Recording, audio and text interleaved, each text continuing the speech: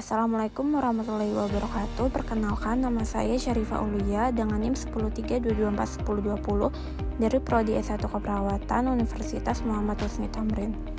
Di sini saya akan membahas tentang perkembangan iptek kesehatan, yaitu telehealth, untuk memenuhi mata kuliah Pancasila yang diajar oleh dosen Ibu Rika Kartika, Sarjana Ilmu Politik Magister Sains.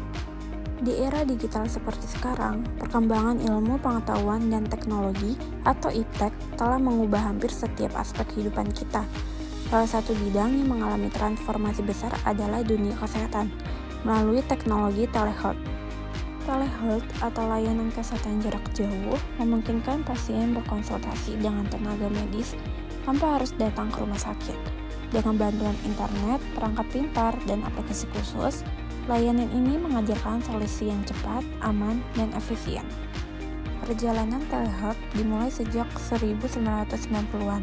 Saat komunikasi digital mulai berkembang, awalnya digunakan untuk membantu pasien di daerah terpencil. Kini, telehealth menjadi bagian penting dari sistem kesehatan modern, terutama sejak pandemi COVID-19 mempercepat adopsinya di seluruh dunia.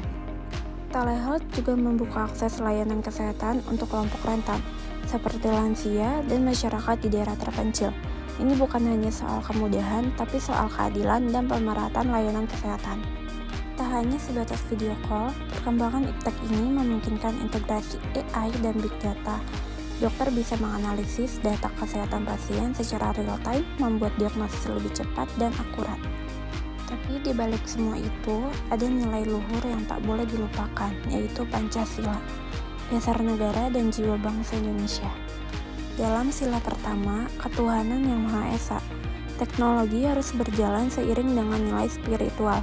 Dalam telehealth, etika profesi, empati, dan rasa kemanusiaan tetap dijunjung tinggi. Dokter bukan hanya memeriksa, tapi juga mendengarkan dan memberi harapan. Dalam sila kedua ini, kemanusiaan yang adil dan beradab. Telehealth menjunjung tinggi nilai kemanusiaan.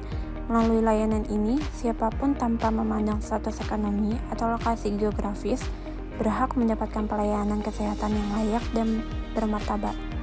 Sila ketiga, Persatuan Indonesia. Teknologi menyatukan kita dengan telehealth.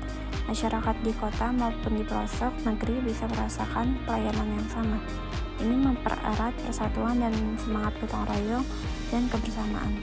Lalu, sila keempat, pemerintah, tenaga medis, dan masyarakat perlu bekerja sama dengan perkembangan sistem telehealth yang bijak, adil, dan berpihak pada rakyat. Kebijakan yang dibuat harus berpijak pada kepentingan bersama.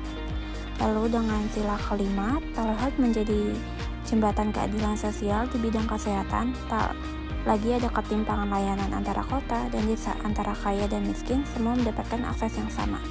Melalui sinergi iptek dan nilai-nilai Pancasila, kita menciptakan sistem kesehatan yang maju secara teknologi, namun tetap berakar pada nilai-nilai kemanusiaan dan kebangsaan. Telehealth bukan sekadar transformasi digital, ia adalah bentuk nyata pengalaman Pancasila di era modern, menghadirkan layanan kesehatan yang adil, manusiawi, dan mempersatukan bangsa.